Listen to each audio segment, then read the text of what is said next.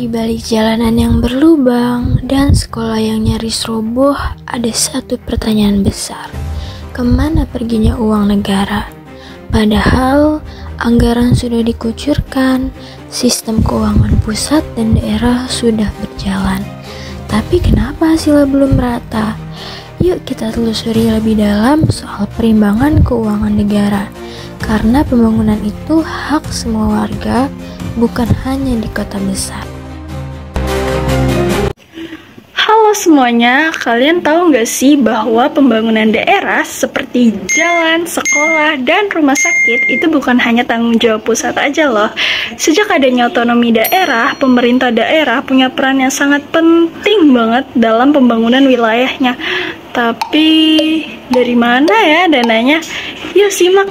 Nah, disinilah pentingnya perimbangan keuangan pusat dan daerah. Melalui sistem ini, pemerintah pusat dapat menyalurkan dana ke pemerintah daerah melalui dana alokasi umum, dana alokasi khusus, dan dana bagi hasil. Tujuannya supaya semua daerah, baik yang kaya maupun yang kurang sumber daya, dapat membangun secara adil. Sayangnya, praktiknya masih belum ideal. Masih banyak daerah yang masih terlalu bergantung pada pusat. Transparansi dana pun masih sering dipertanyakan.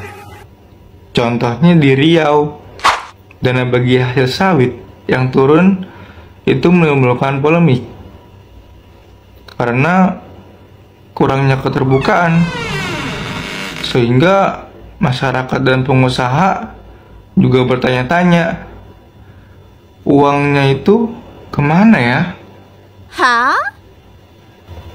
Tapi kita nggak bisa nih kalau cuma ngeluh aja. Solusinya, pemerintah daerah itu harus lebih transparan, kreatif, menggali potensi lokal, dan melibatkan masyarakat.